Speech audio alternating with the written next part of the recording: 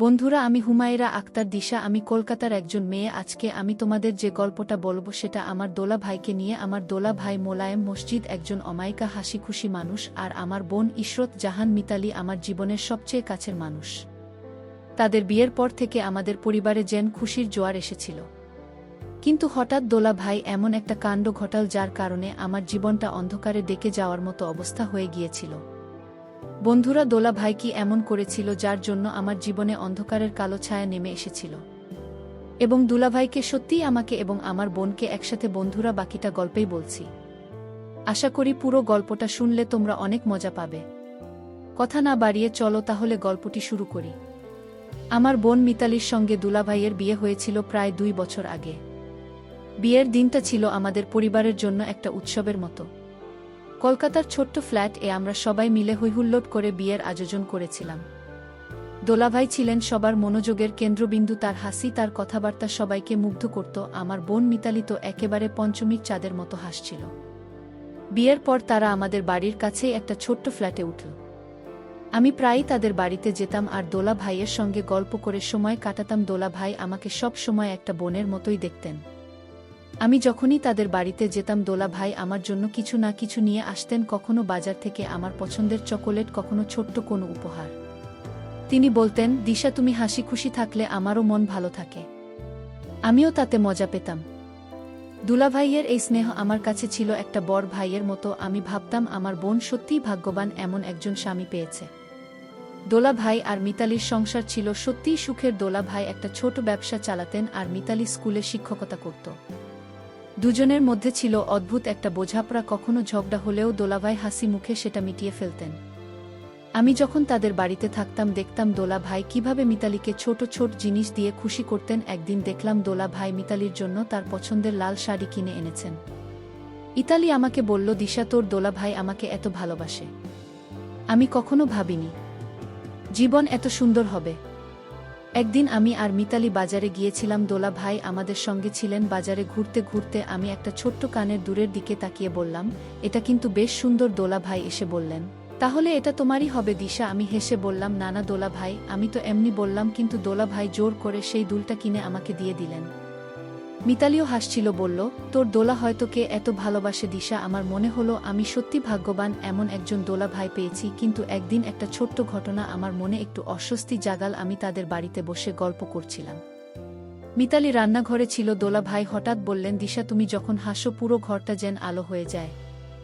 আমি এসে বললাম, দোলা ভাই, আপনি তো আমাকে লজ্জা দিচ্ছেন। কিন্তু তার চোখে একটা অদ্ভুত দৃষ্টি ছিল, যেটা আমি আগে কখনো লক্ষ্য করিনি। সেই দৃষ্টি আমার মনে একটা অস্বাভাবিক অনুভূতি জাগাল। আমি ভাবলাম হয়তো আমি বেশি ভেবে ফেলছি। সেদিনের পর থেকে আমি একটু খেয়াল করলাম দোলা ভাই মাঝে মধ্যে আমার দিকে একটু বেশি সময় ধরে তাকান। তার কথাবার্তা যেন একটু বেশি মনোযোগী। আমি বুঝতে পারছিলাম না এটা কি আমার মনের ভুল নাকি সত্যিই কিছু একটা আছে। আমি বুঝতে পারছিলাম না এটা কি আমার ভুল বোঝাবুঝি নাকি সত্যিই কিছু একটা আছে। আমি মিতালিকে কিছু বলতে পারছিলাম না, কারণ আমার মনে হচ্ছিল এটা যদি আমার ভুল বোঝাবুঝি হয় তাহলে তাদের সুখের সংসারে ফাটল ধরতে পারে। আমি নিজের মনের সঙ্গে লড়াই করছিলাম, কিন্তু দোলা ভাই দৃষ্টি আমাকে বারবার অস্বস্তিতে ফেলছিল। দিনগুলো এভাবেই কাটছিল। আমি দোলা ভাইয়ের সঙ্গে আগের মতোই হাসি খুশি থাকতে চেষ্টা করতাম, কিন্তু মনে মনে একটা প্রশ্ন জাগছিল, দুলাভাই কি সত্যিই আমার প্রতি শুধুই বোনের মতো স্নেহ দেখান নাকি এর পেছনে অন্য কিছু লুকিয়ে আছে? আমি ঠিক করলাম এই রহস্যের জট খুঁজতে হবে। কিন্তু কিভাবে? আমি কি মিতালিকে সব বলে দেব নাকি দোলা ভাইয়ের সঙ্গে সরাসরি কথা বলবো? দুলাভাইয়ের সেই অদ্ভুত দৃষ্টি আমার মন থেকে যেন কিছুতেই যাচ্ছিল না। আমি নিজেকে বোঝানোর চেষ্টা করতাম যে এটা হয়তো আমার মনের ভুল, কিন্তু প্রতিবার তাদের বাড়িতে গেলে দোলা ভাইয়ের কথাবার্তার চাহনি আমাকে অস্বস্তিতে ফেলছিল। একদিন আমি তাদের বাড়িতে গিয়েছিলাম মিতালিকে একটা বই ফেরত দিতে। মিতালি তখন বাথরুমে ছিল। দোলা ভাই আমাকে বসতে বললেন আর বললেন, দিশা, তুমি এত ব্যস্ত কেন? আজকাল আমাদের সঙ্গে তো সময় কাটাও না। তার কথার মধ্যে যেন একটা অভিমান ছিল, কিন্তু তার চোখের দৃষ্টি আমাকে আবার সে অস্বাভাবিক অনুভূতি দিল। দোলা ভাই হঠাৎ একটা ছোট্ট প্যাকেট বের করে আমার হাতে দিলেন, এটা তোমার জন্য দিশা। দেখো, তিনি হাসি মুখে বললেন। আমি একটু ইতস্তত করে প্যাকেটটা খুললাম। ভেতরে ছিল একটা সুন্দর হাতঘড়ি। আমি অবাক হয়ে বললাম, দোলা ভাই, এটা কেন? এত দামি জিনিস আমার দরকার নেই। তিনি হেসে বললেন, আরে তুমি আমার ছোট বোনের মতো, তোমাকে একটা জিনিস দিলে কি আমার ক্ষতি হয়ে যাবে? আমি হাসার চেষ্টা করলাম, কিন্তু মনে মনে ভাবছিলাম, এই উপহারগুলো কি সত্যিই শুধুই স্নেহের, নাকি এর পেছনে অন্য কিছু আছে? সেদিন বাড়ি ফেরার পথে আমার মনের মধ্যে একটা ঝড় বইছিল। আমি ঠিক করলাম মিতালিকে কিছু একটা বলতে হবে, কিন্তু কিভাবে বলবো? যদি আমার ধারণা ভুল হয় তাহলে তাদের সুখের সংসারে আমি বিষ ঠেলে দেব। বাড়ি ফিরে রাতে মিতালিকে ফোন করলাম। আমি বললাম, আপু, দোলা ভাই আমাকে অনেক ভালোবাসে, তাই না? মিতালি হেসে বলল, হ্যাঁ দিশা, মোলায়েম তোকে সত্যিই অনেক আদর করে, তুই তো জানিস ও আমাদের দুজনকেই খুব ভালোবাসে। তার কথা শুনে আমার মন আরও দ্বিধায় পড়ে গেল। আমি কি সত্যিই বেশি ভাবছি? এর মধ্যে আমাদের পাড়ায় নতুন একটা পরিবার এলো। তাদের মেয়ে রিয়া আমার সঙ্গে খুব তাড়াতাড়ি বন্ধুত্ব করে ফেলল। রিয়া ছিল খুব ফ্রাঙ্ক আর হাসি খুশি। আমি তার সঙ্গে আমার মনের কথা শেয়ার করার সাহস পেলাম। একদিন আমরা কফি শপ এ বসে গল্প করছিলাম। আমি তাকে দোলা ভাইয়ের কথা বললাম। তার দৃষ্টি আর কথাবার্তা আমাকে অস্বস্তিতে ফেলে। রিয়া মন দিয়ে শুনে বলল, দিশা, তুই কি সিওর যে এটা শুধুই তোর মনের ভুল নয়? তুই একটু খেয়াল করে দেখ, উনার আচরণ কি সত্যিই কিছু অস্বাভাবিক আছে? রিয়ার কথা আমার মনে ধরল। আমি ঠিক করলাম আমি দোলা ভাইয়ের আচরণ আরও কাছ থেকে খেয়াল করব। রিয়া আরও বলল, তুই যদি কিছু বলতে চাস তাহলে সরাসরি মিতালির সঙ্গে কথা বল, কিন্তু তার আগে নিশ্চিত হওয়া যে তুই যা ভাবছিস তা সত্যি, নইলে তোর বোনের মনে আঘাত লাগতে পারে। আমি রিয়ার কথায় সাহস পেলাম, কিন্তু একই সঙ্গে ভয়ও হচ্ছিল। যদি আমার ধারণা সত্যি হয় তাহলে কি হবে? আমি কি পারব মিতালিকে এটা বলতে? কয়েকদিন পর আমি আবার দোলা ভাইদের বাড়িতে গেলাম।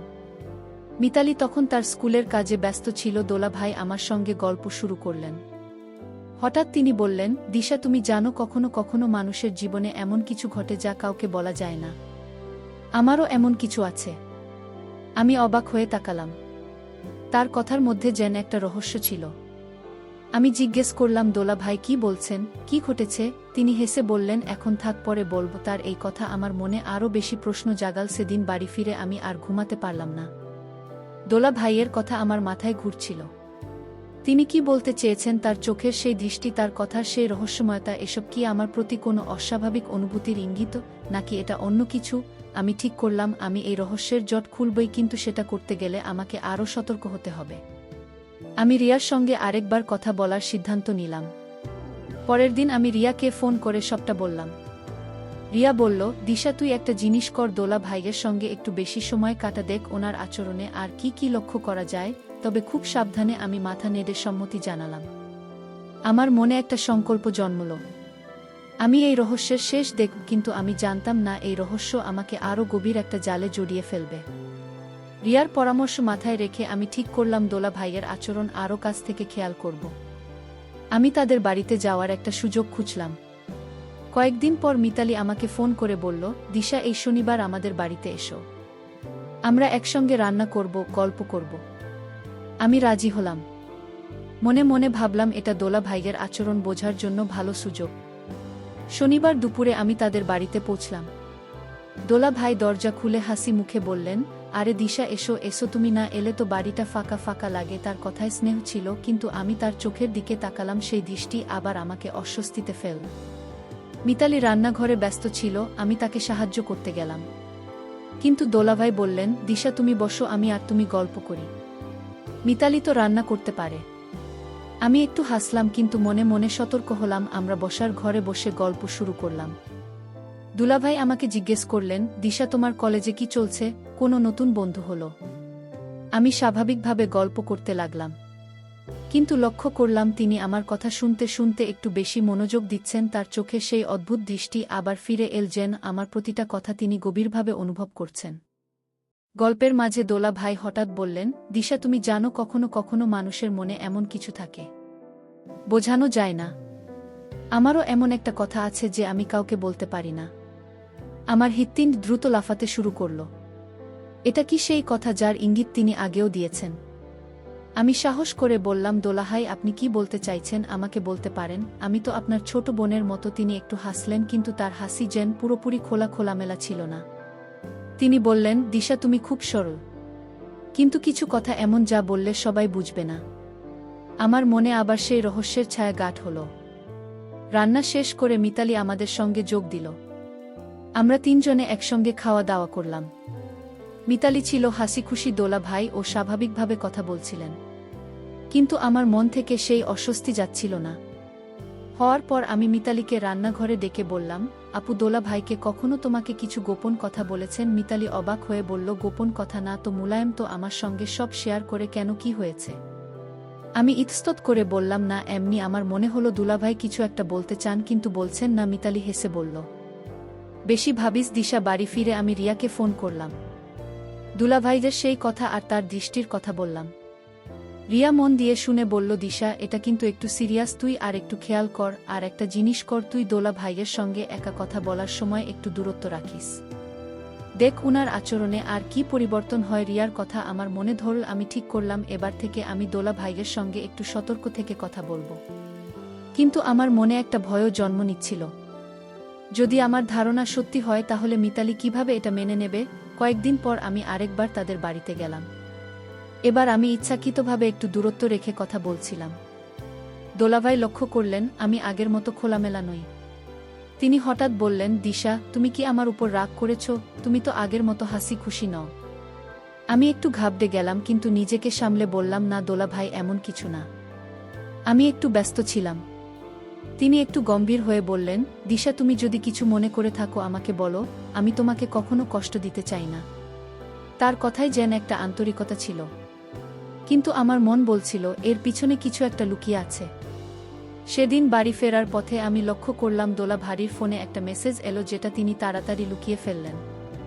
আমি ঠিক দেখতে পাইনি, কিন্তু তার মুখে একটা অস্বস্তি দেখলাম।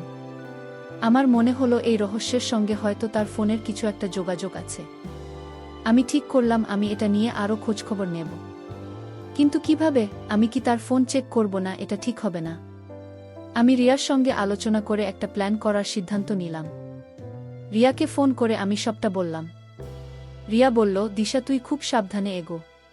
তুই যদি দোলা ভাইয়ের ফোন চেক করার কথা ভাবিস তাহলে সেটা ভুল হবে। বরং তুই মিতালির সঙ্গে আরেকটু খোলামেলা কথা বল। আর দোলা ভাইয়ের আচরণে আর কি কি লক্ষ্য করা যায় সেটা নোট কর। আমি রিয়ার কথায় সায় দিলাম। আমার মনে একটা দ্বন্দ্ব চলছিল। আমি সত্যি দোলা ভাইকে ভুল বুঝছি নাকি তার মনে সত্যি কিছু লুকিয়ে আছে। রিয়ার পরামর্শ আমার মাথায় ঘুরছিল। আমি ঠিক করলাম দোলা ভাইয়ের আচরণ আরও কাছ থেকে পর্যবেক্ষণ করব। কিন্তু সরাসরি কিছু না বলে আমি মিতালির সঙ্গে খোলামেলা কথা বলার চেষ্টা করব যাতে তার কাছ থেকে কোনো সূত্র পাই। একদিন সন্ধ্যায় আমি তাদের বাড়িতে গেলাম। মিতালি আর দোলা ভাই দুজনেই ছিলেন। আমি ইচ্ছাকৃতভাবে দোলা ভাইয়ের সঙ্গে কম কথা বলে মিতালির সঙ্গে বেশি সময় কাটালাম। দোলা ভাই লক্ষ্য করলেন আমি আগের মতো খোলামেলা নই। তিনি একবার বললেন, দিশা তুমি এত চুপচাপ কেন আজ? আমি হেসে বললাম, না দোলা ভাই, এমনি একটু ক্লান্ত। কিন্তু আমার চোখ তার আচরণের উপর ছিল। মিতালির সঙ্গে রান্নাঘরে বসে গল্প করছিলাম। আমি ইচ্ছাকৃতভাবে দোলা ভাইয়ের কথা তুললাম। আপু দোলা ভাই তো অনেক ব্যস্ত থাকেন, তাই না? ওনার ব্যবসা কেমন চলছে? মিতালি হাসল, হ্যাঁ দিশা, ও তো সারাদিন দৌড়াদৌড়ি করে, তবে আমাকে সব সময় দেয়। তুই তো জানিস মোলায়েম আমার জন্য কত কিছু করে। আমি একটু ইতস্তত করে বললাম, আপু দোলা ভাই কি কখনো তোমার কাছে কিছু লুকান? মানে কোনো কথা? মিতালি অবাক হয়ে বলল, লুকান না তো, তবে মাঝে মাঝে ও একটু চুপচাপ থাকে। আমি ভাবি ব্যবসার টেনশন কেন? তুই কিছু লক্ষ্য করেছিস? আমি তাড়াতাড়ি বললাম, না এমনি। সেদিন রাতে খাবার সময় আমি লক্ষ্য করলাম দোলাহাই বারবার ফোনে কিছু দেখছেন। মিতালি যখন রান্নাঘরে গেল তিনি আমার দিকে তাকিয়ে বললেন, দিশা তুমি কি আমার উপর কিছুর মনে করেছ? আমি লক্ষ্য করছি তুমি আগের মতো কথা বলছ না। আমার বুক ধক করে উঠল। আমি বললাম, না দোলা ভাই, এমন কিছু না, আমি শুধু একটু ব্যস্ত ছিলাম। তিনি একটু গম্ভীর হয়ে বললেন, দিশা আমি তোমাকে সব সময় ভালো চাই, কিন্তু কিছু কথা আছে যা আমি এখন আর বলতে পারিনি। আমার মনে আবার সেই রহস্যের ছায়া ফিরে এল। তিনি কি লুকাচ্ছেন? পরের দিন আমি রিয়ার সঙ্গে দেখা করলাম। আমি তাকে সবটা খুলে বললাম, দোলা ভাইয়ের কথা, তার ফোনে লুকিয়ে মেসেজ দেখা আর তার গম্ভীর আচরণ। রিয়া বলল, দিশা এটা কিন্তু আরও সিরিয়াস হচ্ছে। তুই এখন সরাসরি কিছু না বলে আর একটু খোঁজ নে। তবে সাবধানে। তুই মিতালির সঙ্গে দোলা ভাইয়ের ব্যবসার ব্যাপারে আরও জানার চেষ্টা কর। হয়তো তার ব্যবসার কোনো সমস্যা আছে যেটাও লুকাচ্ছে। রিয়ার কথা আমার মনে ধরল। আমি ঠিক করলাম আমি মিতালির কাছ থেকে দোলা ভাইয়ের ব্যবসার ব্যাপারে আরও জানব। কয়েকদিন পর আমি মিতালিকে ফোন করলাম। আমি বললাম, আপু দোলা ভাইয়ের ব্যবসা কেমন চলছে? আমি শুনলাম ওনার ব্যবসায় নাকি নতুন কিছু হচ্ছে। মিতালি একটু চুপ করে বলল, হ্যাঁ, মোলায়েম একটা নতুন প্রজেক্ট নিয়ে কাজ করছে। তবে ও আমাকে খুব বেশি কিছু বলে না বলে। এটা একটু গোপন রাখতে হবে। আমি অবাক হলাম, গোপন? এটা কি সেই রহস্যের অংশ? আমি মিতালিকে আরও জিজ্ঞেস করলাম, আপু তুমি কি কখনো দোলা ভাইজের ফোন চেক করো, মানে ওনার মেসেজ বা কল? মিতালি হেসে বলল, আরে আমি ওকে এত ভরসা করি, কেন চেক করব? তুই এত প্রশ্ন করছিস কেন? আমি তাড়াতাড়ি কথা গড়িয়ে দিলাম। একদিন আমি তাদের বাড়িতে গেলাম, দোলা ভাই আমাকে দেখে হাসলেন, কিন্তু তার হাসিতে যেন একটা অস্বস্তি ছিল। আমি লক্ষ্য করলাম তিনি ফোনে কারো সঙ্গে কথা বলছিলেন। আর আমি ঘরে ঢোকার পর তাড়াতাড়ি ফোনটা কেটে দিলেন। আমি জিজ্ঞেস করলাম, দোলা ভাই সব ঠিক আছে তো? তিনি হেসে বললেন, হ্যাঁ দিশা, সব ঠিক, তুমি চিন্তা করো না। কিন্তু তার চোখে সেই দৃষ্টি আবার ফিরে এল। আমার মনে হলো তিনি কিছু একটা লুকাচ্ছেন। আর সেটা শুধু ব্যবসার ব্যাপার নাও হতে পারে। রিয়াকে ফোন করে আমি সবটা বললাম। রিয়া বলল, দিশা এটা এখন আরও জটিল হচ্ছে। তুই একটা কাজ কর, তুই দোলা ভাইয়ের সঙ্গে সরাসরি কথা বল, কিন্তু খুব সাবধানে। তাকে জিজ্ঞেস কর তার মনে কি চলছে, তবে এমনভাবে কর যাতে মিতালি বা ওনার কোনো ক্ষতি না হয়। আমি ভয় পাচ্ছিলাম, কিন্তু জানতাম এটা করতেই হবে। আমি ঠিক করলাম পরের বার দোলা ভাইয়ের সঙ্গে একা কথা বলার সুযোগ পেলে আমি তার কথার পেছনে সত্য জানার চেষ্টা করব। দিনগুলো যেন আরও ভারী হয়ে উঠছিল। আমার মনে একটা অদ্ভুত দ্বন্দ্ব চলছিল। আমি দুলাভাইকে সন্দেহ করছিলাম, কিন্তু একই সঙ্গে নিজেকে বোঝাচ্ছিলাম হয়তো আমি ভুল বুঝছি। তার সেই রহস্যময় কথা, তার দৃষ্টি, তার ফোনের গোপনীয়তা হিসাবে কি আছে? আমি জানতাম এই রহস্যের জট খুলতে গেলে আমাকে আরও সাহসী হতে হবে। রিয়ার পরামর্শ আমাকে একটা নতুন সাহস দিয়েছিল। আমি ঠিক করলাম এবার দোলা ভাইয়ের সঙ্গে সরাসরি কথা বলবো, কিন্তু এমনভাবে যাতে কেউ আঘাত না পায়। আমার মনের মধ্যে দ্বন্দ্ব চলছিল। যদি আমার সন্দেহ ভুল হয় তাহলে দোলা ভাইয়ের সঙ্গে আমার সম্পর্ক নষ্ট হবে, আর যদি সত্যি হয় তাহলে মিতালির সংসারের কি হবে? তবু আমি জানতাম এই রহস্যের জট না খুললে আমার মন শান্তি পাবে না। আমি একটা সুযোগের অপেক্ষায় ছিলাম যেখানে আমি দোলা ভাইয়ের সঙ্গে একা কথা বলতে পারবো। কয়েকদিন পর মিতালি আমাকে ফোন করে বলল, দিশা আমি কাল স্কুল এর কাজে বাইরে যাচ্ছি, তুই যদি সময় পাস আমাদের বাড়িতে চলে আয়, মোলায়েম একা থাকবে। আমার মনে হলো এটাই সেই সুযোগ। আমি রাজি হলাম, কিন্তু মনে মনে একটু ভয় হচ্ছিল। পরদিন দুপুরে আমি তাদের বাড়িতে গেলাম। দোলা ভাই দরজা খুলে হাসি মুখে বললেন, দিশা তুমি এসেছো, ভালোই হলো। একা একা বোর্ড হচ্ছিলাম। আমি হাসলাম, কিন্তু মনে মনে প্রস্তুত হচ্ছিলাম কথা শুরু করার জন্য। আমরা বসার ঘরে বসে গল্প শুরু করলাম। আমি ইচ্ছাকৃতভাবে হালকা কথা দিয়ে শুরু করলাম, দোলা ভাই আপনার ব্যবসা কেমন চলছে? আপু বলছিল আপনি নাকি নতুন প্রজেক্ট নিয়ে কাজ করছেন। তিনি একটু থমকে গিয়ে বললেন, হ্যাঁ দিশা, একটা বড় প্রজেক্ট, তবে এটাই একটু গোপন রাখতে হচ্ছে। আমি সাহস করে বললাম, দোলা ভাই আপনি তো কয়েকবার বলেছেন আপনার মনে কিছু কথা আছে যা বলতে পারেন না। আমাকে বলতে পারেন, আমি তো আপনার ছোট বোনের মতো। তিনি আমার দিকে তাকালেন, তার চোখে সেই অদ্ভুত দৃষ্টি আবার ফিরে এল। দোলা ভাই একটু চুপ করে থেকে বললেন, দিশা তুমি খুব সরল, কিন্তু কিছু কথা আছে যা বললে হয়তো তুমি ভুল বুঝবে। আমার জীবনে একটা সমস্যা আছে যেটা আমি মিতালিকেও বলতে পারিনি। আমার হৃৎপিণ্ড জোরে জোরে ধকধক করছিল। আমি বললাম, দোলা ভাই আপনি আমাকে বলুন, আমি কাউকে কিছু বলবো না। তিনি একটু ইতস্তত করে বললেন, এটা আমার ব্যক্তিগত সমস্যা দিশা, আমার চোখে একটা সমস্যা আছে। ডাক্তার বলেছে এটা নাকি একটু জটিল। আমি অবাক হলাম, চোখের সমস্যা? এটা কি তার সেই দৃষ্টির করণ? আমি জিজ্ঞেস করলাম, দোলা ভাই চোখের সমস্যা মানে এটা কি আপনার দৃষ্টি সমস্যা? তিনি একটু অস্বস্তিতে পড়ে বললেন, হ্যাঁ কিছুটা, আমি মাঝে মাঝে ঠিকমতো দেখতে পাই না, তাই হয়তো আমার আচরণে কিছু অদ্ভুত লাগতে পারে। তার কথা শুনে আমার মনে একটা স্বস্তি এলো, কিন্তু পুরোপুরি নয়। আমি ভাবলাম এটা কি সত্যিই তার দৃষ্টির কারণ, নাকি এটা শুধু একটা অজুহাত? আমি আরও জিজ্ঞেস করতে চাইলাম, কিন্তু তিনি কথা ঘুরিয়ে বললেন, চলো তুমি চা খাবে, আমি করে আনি। আমি বুঝলাম তিনি আর এই বিষয়ে কথা বলতে চান না। সেদিন বাড়ি ফিরে আমি রিয়াকে ফোন করে সবটা বললাম। রিয়া বলল, দিশা এটা একটা সূত্র হতে পারে। চোখের সমস্যা হলে তার দৃষ্টি অদ্ভুত লাগতে পারে, কিন্তু তুই এখনো পুরোপুরি নিশ্চিত হসনি। তুই একটা কাজ কর, তুই মিতালিকে জিজ্ঞেস কর দোলা ভাইয়ের চোখের সমস্যার ব্যাপারে ও কিছু জানে কি। আমি রিয়ার কথায় সায় দিলাম। আমার মনে হলো এটা একটা ভালো প্ল্যান। আমি ঠিক করলাম মিতালির সঙ্গে এই বিষয়ে কথা বলবো, কিন্তু খুব সাবধানে। পরদিন আমি মিতালিকে ফোন করলাম। আমি বললাম, আপু দোলা ভাইয়ের চোখে নাকি কোনো সমস্যা আছে, তুমি কিছু জানো? মিতালি একটু অবাক হয়ে বলল, চোখের সমস্যা না তো, মুলায়ম তো আমাকে কিছু বলেনি, কেন তুই কি জানিস?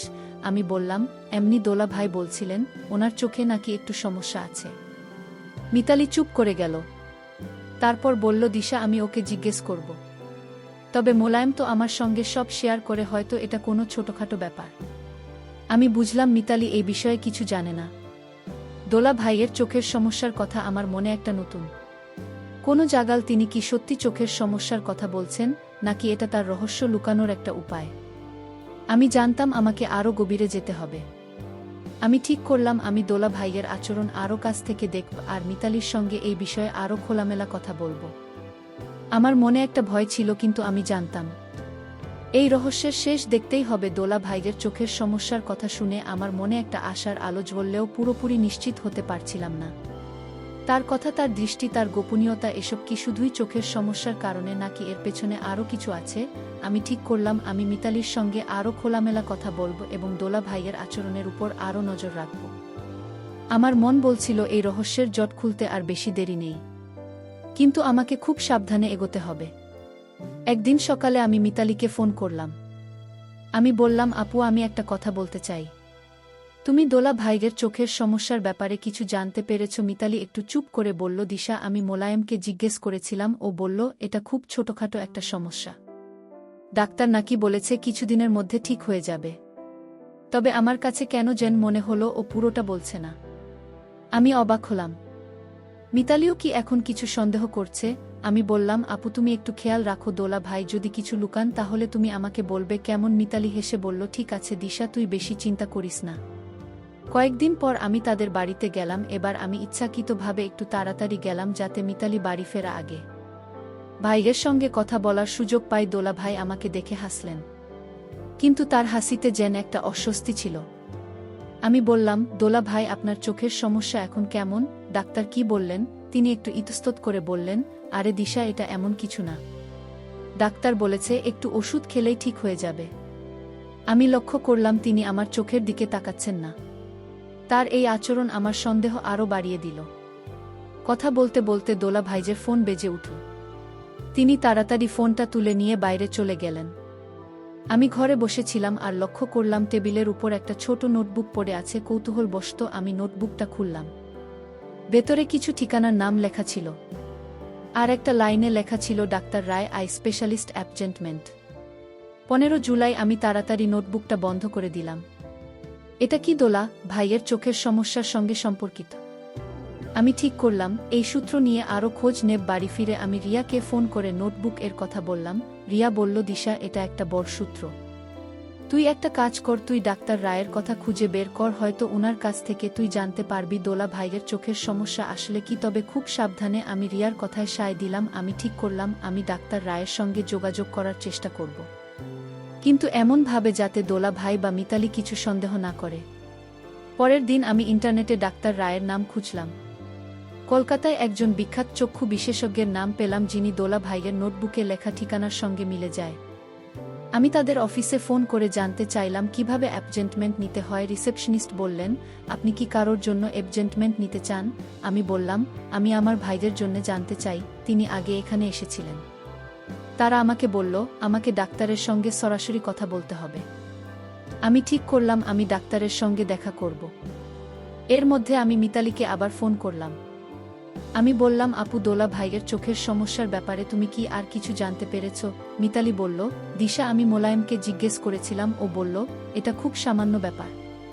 তবে আমার মনে হচ্ছে ও পুরোটা বলছে না। আমি একটু চিন্তিত। আমি মিতালিকে সান্ত্বনা দিয়ে বললাম, আপু তুমি চিন্তা করো না, আমি একটু খোঁজ নিচ্ছি। আমার মনে হলো মিতালিও এখন দোলা ভাইয়ের গোপনীয়তা নিয়ে প্রশ্ন তুলছে। আমি জানতাম আমি এখন রহস্যের খুব কাছাকাছি পৌঁছে গেছি। ডাক্তার রায়ের কাছে গেলে হয়তো আমি দোলা ভাইয়ের চোখের সমস্যার সত্যতা জানতে পারব। কিন্তু আমার মনে একটা ভয়ও ছিল, যদি এটা শুধুই চোখের সমস্যা না হয়, যদি এর পেছনে আরও কিছু থাকে। আমি ঠিক করলাম আমি ডাক্তারের সঙ্গে দেখা করব, আর এই রহস্যের জট খুলব। ডাক্তার রায়ের কাছে যাওয়ার সিদ্ধান্ত আমার মনে একটা অদ্ভুত উত্তেজনা তৈরি করেছিল। আমি জানতাম এই সাক্ষাৎ আমাকে দোলা ভাইদের রহস্যের কাছে নিয়ে যাবে। আমি রিয়ার সঙ্গে পরামর্শ করে ঠিক করলাম আমি ডাক্তারের কাছে যাব। কিন্তু এমনভাবে যাতে দোলাভাই বা মিতালি কিছু সন্দেহ না করে আমি ডাক্তারের অফিসে ফোন করে একটা অ্যাপয়েন্টমেন্ট নিলাম। বললাম আমার একটা আত্মীয়ের চোখের সমস্যা নিয়ে জানতে চাই, আমার মন বলছিল এই সাক্ষাৎ আমার সব প্রশ্নের উত্তর দেবে। নির্ধারিত দিনে আমি ডাক্তার রায়ের চেম্বারে গেলাম। ডাক্তার রায় ছিলেন একজন বয়স্ক শান্ত স্বভাবের মানুষ। আমি তাকে বললাম ডাক্তার আমার একজন আত্মীয়ের চোখে সমস্যা আছে। তার নাম মোলায় মোর্শেদ। তিনি এখানে এসেছিলেন। আমি জানতে চাই তার সমস্যা কি। ডাক্তাররা একটু ভুকুচকে বললেন আমি রোগীর তথ্য শেয়ার করতে পারি না, তবে আপনি যদি তার পরিবারের সদস্য হন তাহলে কিছু সাধারণ কথা বলতে পারি।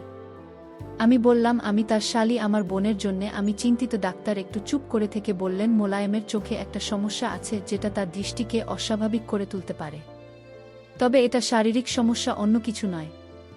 ডাক্তার রায় আরও বললেন মোলায়েমের চোখের সমস্যাটা একটু জটিল। এটা নার্ভের সমস্যা, যার কারণে তিনি মাঝে মাঝে ঠিকমতো ফোকাস করতে পারেন না। এটা তার আচরণেও প্রভাব ফেলতে পারে। তিনি নিজেও হয়তো এটা নিয়ে চিন্তিত। আমার মনে একটা স্বস্তি এলো, তাহলে কি দোলা ভাইয়ের সেই অদ্ভুত দৃষ্টি শুধুই তার চোখের সমস্যার কারণে? আমি ডাক্তারকে জিজ্ঞেস করলাম এটা কি ঠিক হবে? তিনি বললেন ওষুধের কিছু ট্রিটমেন্ট ঠিক হওয়ার সম্ভাবনা আছে, তবে তাকে নিয়মিত চেক আপ করতে হবে। আমি ধন্যবাদ দিয়ে চেম্বার থেকে বেরিয়ে এলাম। বাড়ি ফিরে আমি রিয়াকে ফোন করে সবটা বললাম। রিয়া বলল দিশা এটা তো ভালো খবর, তাহলে তোর সন্দেহটা ভুল ছিল। দোলা ভাইয়ের দৃষ্টি অদ্ভুত লাগার কারণ তার চোখের সমস্যা। আমি বললাম হ্যাঁ রিয়া, কিন্তু আমার মনে হচ্ছে এখনো কিছু একটা পুরোপুরি মিলছে না। দোলা ভাই কেন মিতালিকে এটা বলেননি, আর তার সেই গোপন কথার ব্যাপারটা কি? রিয়া বলল তুই একটা কাজ কর, তুই এখন দোলা ভাইয়ের সঙ্গে খোলামেলা কথা বল, তাকে বল তুই তার চোখের সমস্যার কথা জানিস, দেখ ও কি বলে। কয়েকদিন পর আমি আবার তাদের বাড়িতে গেলাম। মিতালি তখন বাড়িতে ছিল না। আমি দোলা ভাইকে বললাম দোলা ভাই, আমি আপনার চোখের সমস্যার কথা জানি। আমি ডাক্তার রায়ের সঙ্গে কথা বলেছি, কেন আপনি আমাদের কিছু বলেননি? দোলাভাই প্রথমে একটু অবাক হলেন, তারপর মাথা নিচু করে বললেন দিশা আমি মিতালিকে চিন্তায় ফেলতে চাইনি। এটা একটা জটিল সমস্যা, আর আমি নিজেও এটা নিয়ে লজ্জিত। আমি ভেবেছিলাম এটা নিজে থেকেই ঠিক হয়ে যাবে। তার কথায় একটা আন্তরিকতা ছিল, কিন্তু আমার মনে হলো তিনি এখনো পুরুষত্ব বলছেন না। সেদিন বাড়ি ফিরে আমি মিতালিকে ফোন করে বললাম আপু আমি দোলা ভাইয়ের চোখের সমস্যার কথা জানতে পেরেছি। ডাক্তার বলেছেন এটা নার্ভের সমস্যা। তুমি দোলা ভাইকে বলো তিনি যেন নিয়মিত চেক আপ করেন। মিতালি একটু চুপ করে থেকে বলল দিশা তুই এত কিছু করলি কেন? তবে আমি মোলায়েমের সঙ্গে কথা বলব, ও কেন আমাকে এটা লুকিয়েছে? আমি মিতালিকে শান্ত করে বললাম আপু দোলাভাই হয়তো তোমাকে চিন্তায় ফেলতে চাননি, তুমি শান্তভাবে ওনার সঙ্গে কথা বলো। মিতালি রাজি হলো। পরের দিন মিতালি আমাকে ফোন করে বলল দিশা আমি মোলায়েমের সঙ্গে কথা বলেছি, ও বলল ও আমাকে চিন্তায় ফেলতে চায়নি, তার চোখের সমস্যার জন্য নিজেও খুব চিন্তিত। ও বলল ডাক্তার এ পরামর্শ মেনে চলবে। আমি স্বস্তির নিঃশ্বাস ফেললাম, তবে আমার মনে এখনও একটা প্রশ্ন ছিল, দুলাবেশি গোপন কথাটা কি? তার ফোন এ লুকানো মেসেজ, তার অস্বাভাবিক আচরণ, এসব কি শুধুই চোখের সমস্যার জন্যে?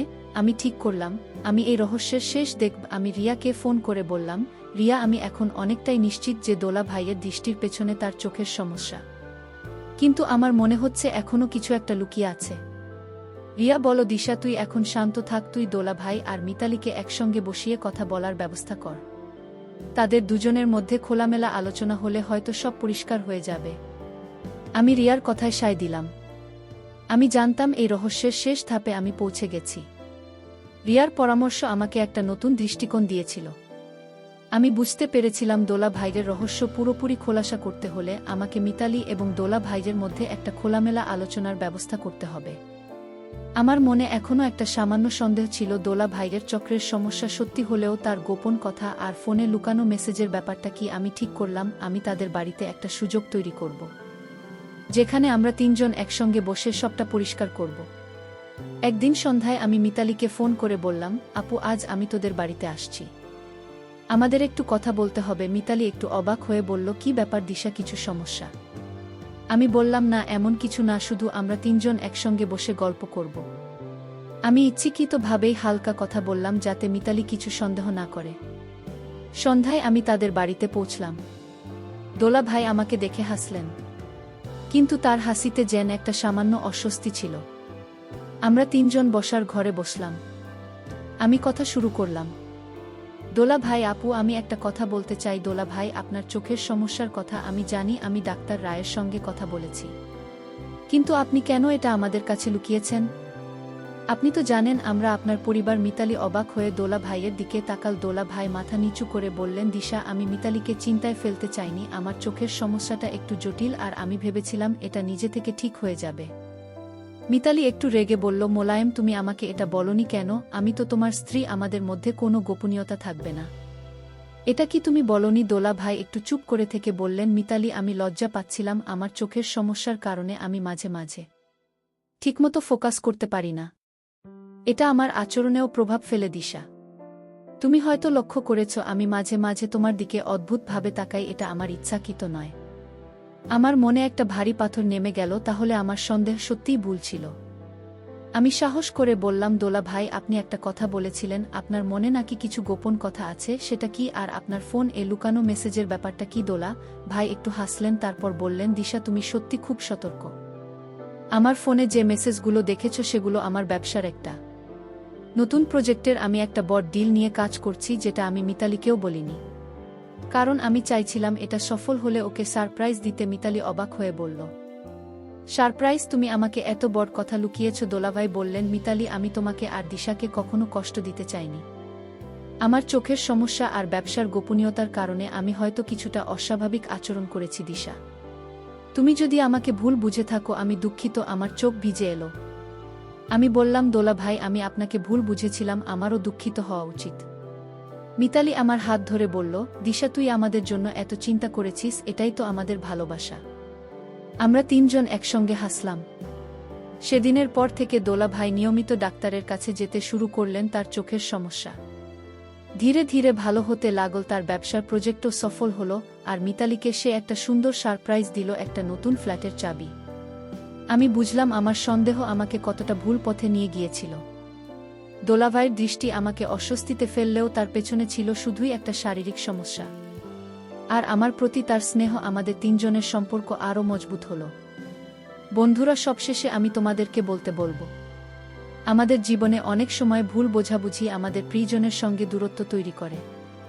আমরা যদি সন্দেহের জায়গায় খোলামেলা কথা বলি, তাহলে অনেক সমস্যার সমাধান হয়ে যায়। আমার দোলা ভাইয়ের দৃষ্টি আমাকে ভয় পাইয়েছিল, কিন্তু সেটা ছিল আমার ভুল ধারণা। তাই বন্ধুরা, কাউকে সন্দেহ করার আগে ভালো করে বোঝার চেষ্টা করো। একটা ছোট্ট ভুল বোঝাবুঝি অনেক বড় ক্ষতির কারণ হতে পারে। আমাদের সবার উচিত যে কোনো কাজের আগে ভালো করে বুঝে নেওয়া, আর প্রিয়জনের সঙ্গে সব সময় খোলামেলা থাকা। তাহলে হয়তো সন্দেহাতীত বা ভুলের কারণে বড় ধরনের কোনো ক্ষতি হবে না। বন্ধুরা, গল্পটি ভালো লাগলে লাইক, শেয়ার এবং সাবস্ক্রাইব করে আমাকে উৎসাহিত করবেন। এতক্ষণ ধৈর্য ধরে পুরো গল্পটি শোনার জন্য তোমাদের সকলকে অসংখ্য ধন্যবাদ।